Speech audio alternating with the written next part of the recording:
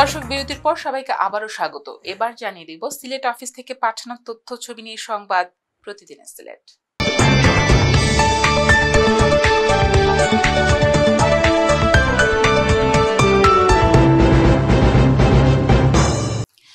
বিএনপির প্রতিষ্ঠাতা জিয়াউর রহমানের হাতে গড়া সংগঠন জাতীয়তাবাদী ছাত্র দলের ৪৬তম প্রতিষ্ঠাবার্ষিকী উপলক্ষে গোয়াইনঘাটে র্যালি ও পথসভা করেছে গোয়াইনঘাট উপজেলা ও কলেজ ছাত্রদল। উপজেলা ছাত্রদলের আহ্বায়ক অ্যাডভোকেট শাহেদ আহমেদ ও সদস্য সচিব মোমিনুল হক এর নেতৃত্বে র্যালিতে অংশ নেন ছাত্রদলের হাজারো নেতাকর্মী।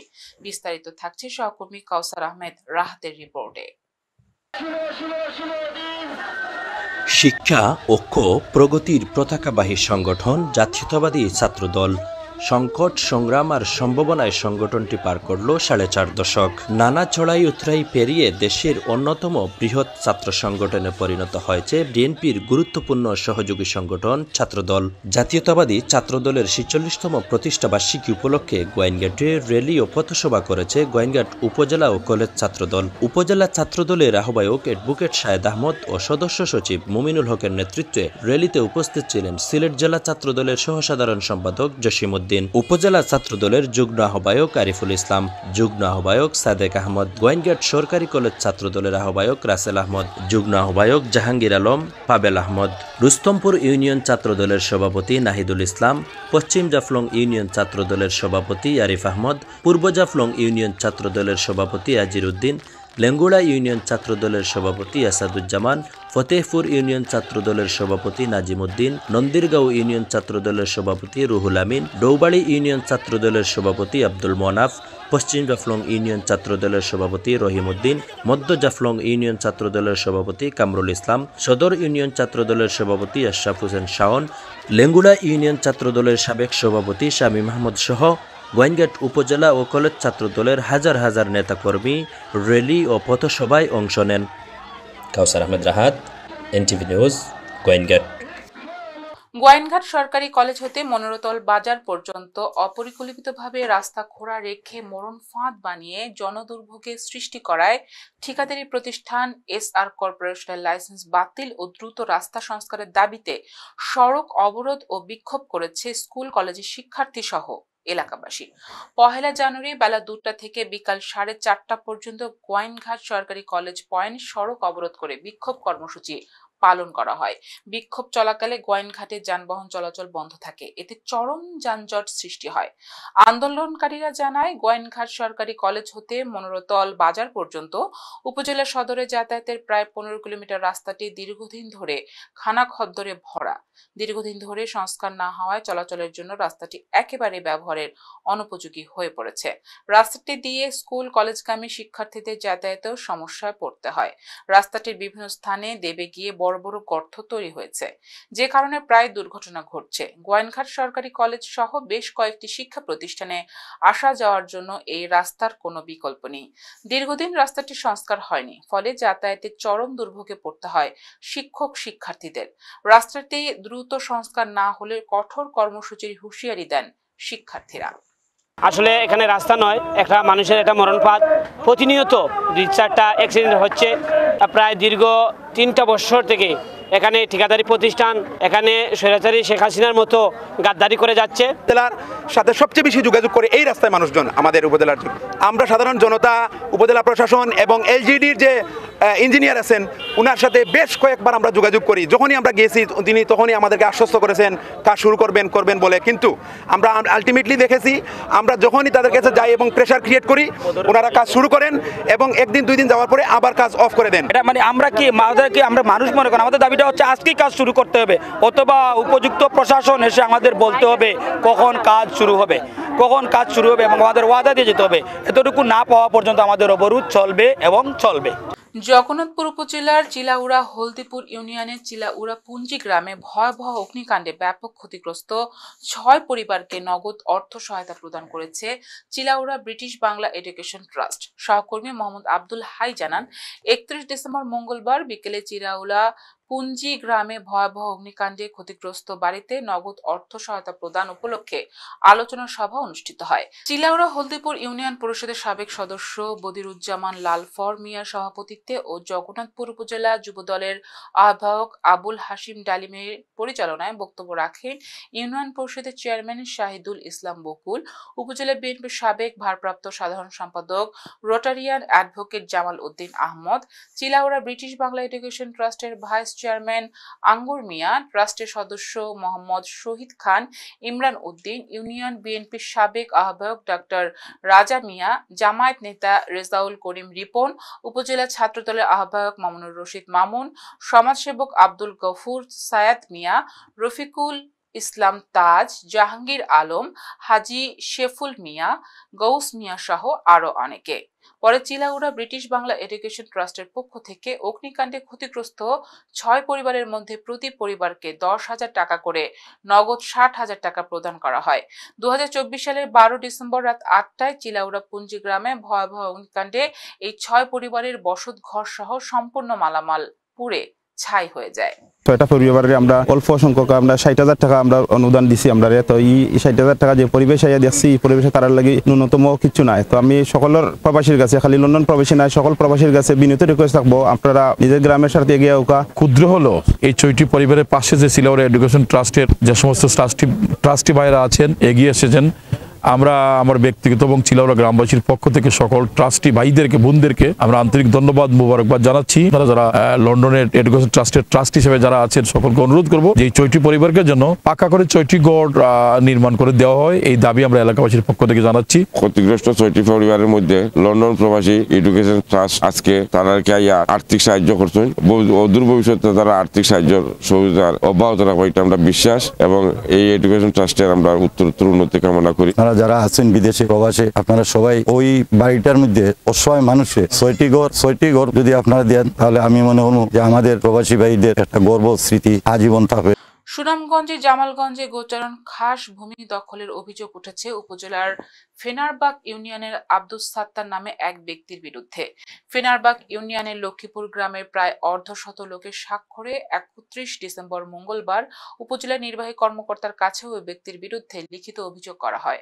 সহকর্মী তৌহিদ চৌধুরী প্রদীপ জানান, অভিযোগে উল্লেখ করা হয় আব্দুস সাত্তার দীর্ঘদিন ধরে খাস কিছু জায়গা তার দখলে নেয়ার এলাকার লোকজনের চলাচল ও গোচারণ ভূমির ক্ষতি হচ্ছে।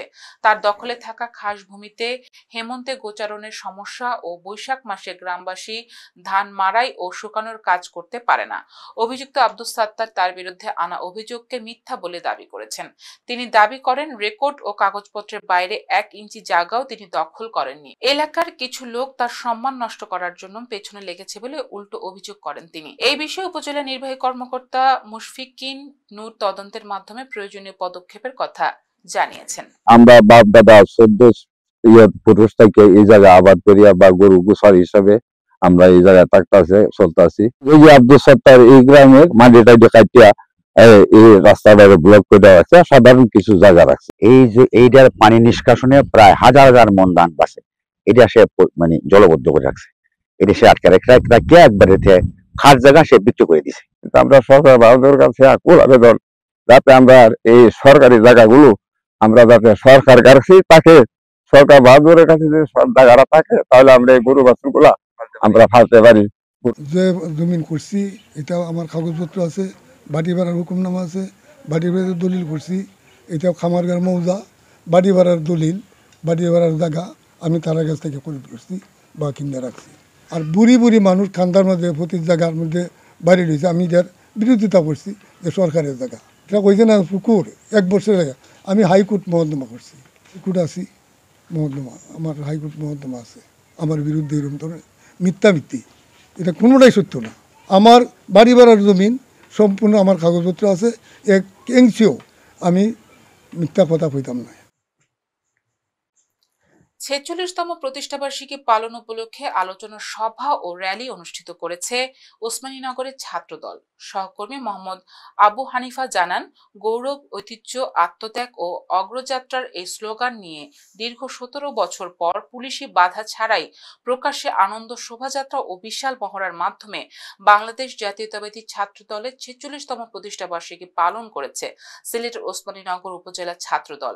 1 জানুয়ারির বিকাল 3টায় উপজেলা ছাত্র দলের উদ্যোগে বর্ণাঢ্য শোভাযাত্রাটি মহাসড়কের প্রধান সড়ক ঘুরে তাজপুর বাজার বনফুল অ্যান্ড কোম্পানির সামনে এসে পথসভায় মিলিত হয়।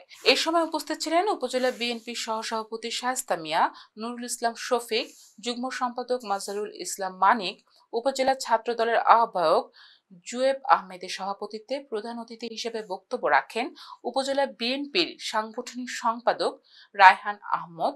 বিশেষ অতিথির বক্তব্য রাখেন সাংগঠনিক সম্পাদক আব্দুল জমির।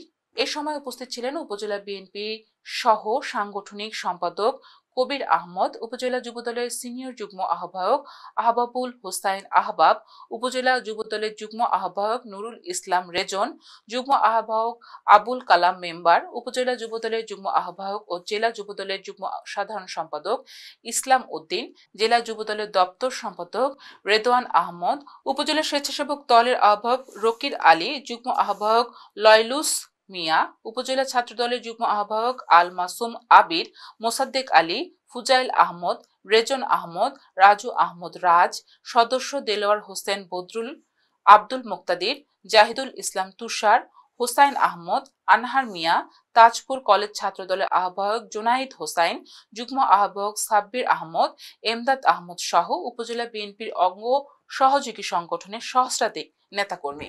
বাংলাদেশ জাতীয়তাবাদী ছাত্রদল দেশের ক্রান্তি লগ্নে সবসময় হাতিয়ার হিসেবে কাজ করেছে, বাংলাদেশকে রক্ষা করার দায়িত্ব নিয়েছে। সংগ্রামী উপস্থিতি, আপনারা জানেন 24-এর এই ছাত্র জনতার আন্দোলনে বাংলাদেশ জাতীয়তাবাদী ছাত্রদলের নেতৃবৃন্দ প্রায় 400-রও বেশি নেতৃবৃন্দ শহীদ হয়েছিল। আমরা চাই এই ছাত্রদল যাতে আগামী দিনে আমাদের যে কোনো কর্মকাণ্ডে ছাত্রদল ঝাঁপিয়ে পড়ে সব জায়গায় যে দলের যে প্রোগ্রাম আমরা পরিচালনাকারী তাতে সফল করে। শাসকের পতন বাংলাদেশের ছাত্র জনতার মাধ্যমে হয়েছে, কিন্তু বাংলাদেশের মানুষের এখনো পূর্ণাঙ্গ বিজয় হয় নাই। আমাদের বিজয় সেই দিন, আমাদের বিজয়ের উল্লাস এই অঞ্চলের মানুষ পালিত করবে যেদিন আমাদের এই অঞ্চলের জনতার নেতাকে আবারও জনতার মাঝে ফিরে পাবো। আপনাদের সবাইকে নিয়ে একটি সুন্দর বাংলাদেশ বিনির্মাণে আমরা বাংলাদেশ জাতীয়তাবাদী দলের নেতৃবৃন্দ কাজ করে। বাবার দেওয়া 70,000 টাকা দিয়ে তানজিনা বেগম বিয়ানীবাজারে শুরু করেছিলেন তানিয়া স্কিন কেয়ার নামে একটি প্রতিষ্ঠান। নতুন বছরের প্রথম দিনে গোপালগঞ্জ পৌর শহরের মার্ভেলাস টাওয়ারের 2য় তলায় যাত্রা আরম্ভ হলো তানিয়া স্কিন কেয়ারের 2য় আউটলেটের। উদ্বোধনকালে তানজিনা বেগম বাবা মা ও স্বামীর প্রতি কৃতজ্ঞতা প্রকাশ করেন। সহকর্মী ফাহিম আহমেদ তুলে ধরেছেন সেই গল্প।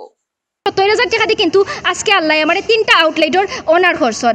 তানজিনা বেগম একজন নারী উদ্যোক্তা। নারীদের রূপচর্চার জন্য নিজ উপজেলা বিয়ানীবাজারে তানিয়া স্কিন কেয়ার নামে একটি প্রতিষ্ঠান খুলেন।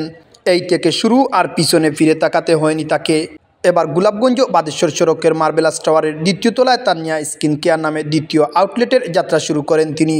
এক প্রতিষ্ঠান থেকে 3 প্রতিষ্ঠানের মালিক হয়ে বাবা মা ও স্বামীর প্রতি কৃতজ্ঞতা প্রকাশ করেন তানজিনা বেগম। আলহামদুলিল্লাহ, আজকে ও পর্যন্ত আমি একমাত্র এই ইজ লেভেল আইছি আমার বাবার কারণে এন্ড আমার হাজবেন্ডের কারণে এন্ড আমার মার কারণে। আমি যখন শূন্য হাতে আসলাম তখন কিন্তু আমার বাপে 70,000 টাকা দিয়ে কিন্তু আমার ই লেভেলও আনছেন। আল্লাহর রহমতে এই 70,000 টাকা দিয়ে কিন্তু আজকে আল্লাহ আমার 3টা আউটলেটের ওনার করছেন। মেয়ের স্বপ্ন পূরণে সকলের সহযোগিতা চান বাবা শাহেদ আহমদ। আমার মেয়ে তানজিয়া বেগম সফলতা আল্লাহ পূরণ করতা, তার আশা পূরণ করতা, তার অনেক আশা আকাঙ্ক্ষা নিয়ে এই Golapganj marvellous tower তানজিয়া skin care শুরু করছেন। ইনশাল্লাহ আপনারাও সব আইচা। উন্নত মানের সেবা ও ভালো মানের পণ্যের প্রশংসা করেন ক্রেতারা। আমি তারা রেগুলার কাস্টমার, অনেক দিন থেকে আমি তানিয়া আপনার কাছ থেকে সার্ভিস নিয়ে তার কাছ থেকে যতগুলো প্রোডাক্ট নিয়েছি আমি সবগুলো অনেক ভালো অরিজিনাল প্রোডাক্ট পাওয়া যায়। আমি হেয়ার স্ট্রেট করাইছি এন্ড ফেশিয়াল করাই রেগুলার, তারা খুব ভালো সার্ভিস পাওয়া যায়। গোলাপগঞ্জে তানিয়া স্কিন কেয়ারের 2য় আউটলেটে নারীরা যে সকল সেবা পাবে। বর্তমানে একটা আউটলেট করছি, এটা শুধু স্কিনের সার্ভিস পাইবা প্লাস স্পেশাল হেয়ার সার্ভিস পাইবা আমার কাছে। ভবিষ্যতে আমার একটা কসমেটিক্স ব্রাঞ্চ করার পরিকল্পনা আছে, যাতে অনলাইনের প্রোডাক্টগুলো থাকে আমি বাইরের দেশ থেকে যাতে ইম্পোর্ট করতাম পারি, যাতে অথেন্টিক ইউকে প্রোডাক্ট পাই। আমার গোলাপগঞ্জের আফুকলি যে অত বেশি আমার রেসপন্স দিবা আমি আসলে কল্পনা করতে পারছি না। উদ্বোধনের শুরু থেকে আগামী 15 জানুয়ারি পর্যন্ত বিশেষ ছাড়ে সেবা দেওয়া হবে। 1 তারিখ থেকে 15 তারিখ পর্যন্ত বায়োহাইড্রোফেশিয়াল মাত্র 500 টাকায় ফাইলাইবা। আর অ্যাডভান্স লেভেলের বায়োহাইড্রোফেশিয়াল যেটা কিন্তু রেগুলার প্রাইস 2500 টাকা, সেই হাইড্রোফেশিয়ালটা আমার কাছে ফাইলিবা মাত্র 1000 টাকা দিয়া। আর আপনারা খান দাগা নাক দাগা যতদিন আমার ব্রাঞ্চ থাকবো আমি সব সময় 100 টাকা দিমু। আমার স্টাফ মিনিমাম আছেন 5 জন, আমার সেকেন্ড আউটলেটও আর 1 নাম্বার যেটা আছে এটা আমার 3 জন আছেন। আর প্রথমত হইছে আমি ট্রেনিং দিছি আমার স্কিন বিষয়ে অনিমিত স্যারের কাছ থেকে। আর আরেকজন আপু আইছেন, তানোর বাসা হইছে গিয়া ঢাকাত, সানিসা আপু, তানোর কাছ থেকে আমি ট্রেনিং নিছি। মার্কেট কর্তৃপক্ষ তাদের যে কোনো প্রয়োজনে পাশে থাকবে। এই প্রতিষ্ঠানের সুনামধন্য প্রতিষ্ঠানের যে মালিক, আমরা পক্ষ থেকে মার্কেটের পক্ষ থেকে সব ধরনের সহযোগিতা আমরা অব্যাহত রাখবো ইনশাআল্লাহ। এদিকে নারীরা যাতে পিছিয়ে না থেকে যে কোনো ধরনের প্রশিক্ষণ নিয়ে নিজের পায়ে দাঁড়ানোর আহ্বান জানান তানজিনা বেগম নামের এ উদ্যোক্তা। Fahim Ahmed, NTV Europe, Golapganj. দর্শক, সংবাদ শেষ করব তার আগে আবারও জানিয়ে দেব সংবাদ শিরোনাম। যুক্তরাজ্যের বড় অংশে 3 দিনের তুষারপাতের সতর্কতা জারি। নেতাকর্মীর উপর হামলা মামলা ও জয় বাংলা স্লোগান বাতিলের প্রতিবাদে ইতালির আওয়ামী লীগ পালেরমা শাখার বিক্ষোভ। এবং লেস্টারে মদিনাতুল উলুম ট্রাস্টের আয়োজনে ওয়াজ মাহফিল অনুষ্ঠিত।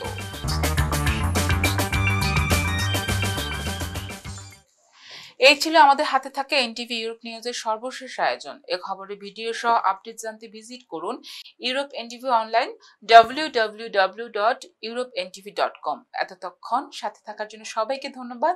আল্লাহ হাফেজ।